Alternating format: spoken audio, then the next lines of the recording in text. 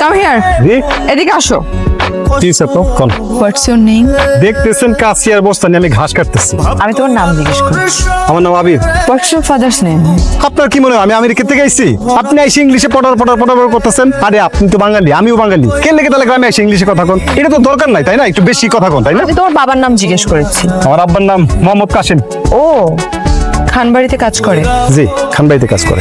আমি খানবাড়িরই মেয়ে। কিভাবে সাহায্য করতে পারি? আমি ভুল বশত অনেক বছর তো আসলে গ্রামে আসি না, ভুল ক্রমে আমি ভুল রাস্তায় ঢুকে পড়েছি। এখন তো এই রাস্তা কাঁচা, এর মধ্যে তো আসলে লাগেজ দিয়ে হাঁটা আমার পক্ষে সম্ভব না। কোনো গাড়ি ভ্যান কোনো কিছুই পাচ্ছি না, কোনো লোকজনও নাই। এখন মেইন রাস্তা কোনোভাবেই আমার লাগেজটা অনেক ভারী, আমি এটা হাতে করে নিয়েও যেতে পারছি না। আচ্ছা ঠিক আছে, আশপাশে দেখতেছি কেউ আছে? আরে আশপাশে যদি কেউ থাকলে আমি নিশ্চয়ই তোমাকে বলতাম না।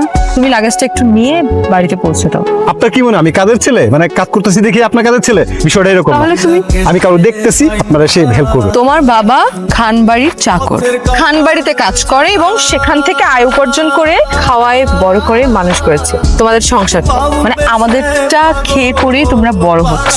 তার মানে খানবাড়ির একটা মেয়ে বিপদে পড়েছে, তখন তার জন্য কি করা উচিত তোমাদের? কোনটা উচিত আর কোনটা অনুচিত এটা আমি আপনার কাছ থেকে শুনবো। আপনি মানুষ, আমিও মানুষ। আপনি একটা বিপদে পড়ছেন, আপনার এই বিপদ থেকে উদ্ধার করবো। এইখানে কোনো কামড়া টামলার বিষয় না, ঠিক আছে? এত কথা বলো কেন?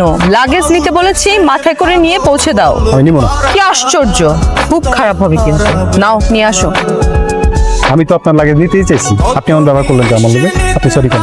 খুবই খারাপ হবে কিন্তু, ভদ্রভাবে এটা মাথায় নিয়ে যাও। শহরে থাকেন, সরি বলারও শিখেন নাই। কি হয়েছে, নামেন না কেন? আচ্ছা বুঝতে পারছি, হাত ধরেন। ওরে বাবা, এত কাপড় চোপড় আনছেন। এইটুকু একটা লাগেজ তাও যদি নিতে না পারো।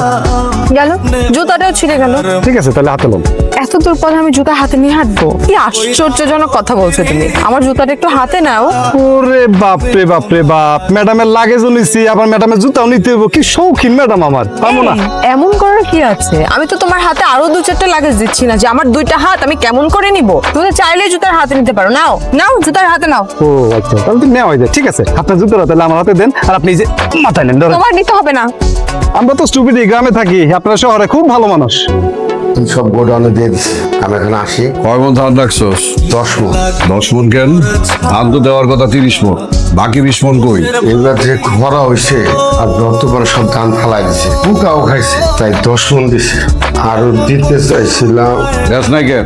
আমার খাইয়া আমার কইরা আমার লগে 6-9 করস, সত্যি কইরা ক বাকি 20 মন ধান কই? সত্য কথা কি হলো, ধান বেচে ওই কুলার লেখাপড়ার খরচ পাঠাইছে।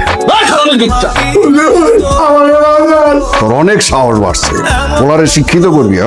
এই তল্লাটে আমাকে পরিবারের চাইতে শিক্ষিত পরিবার আর কেউ আছে?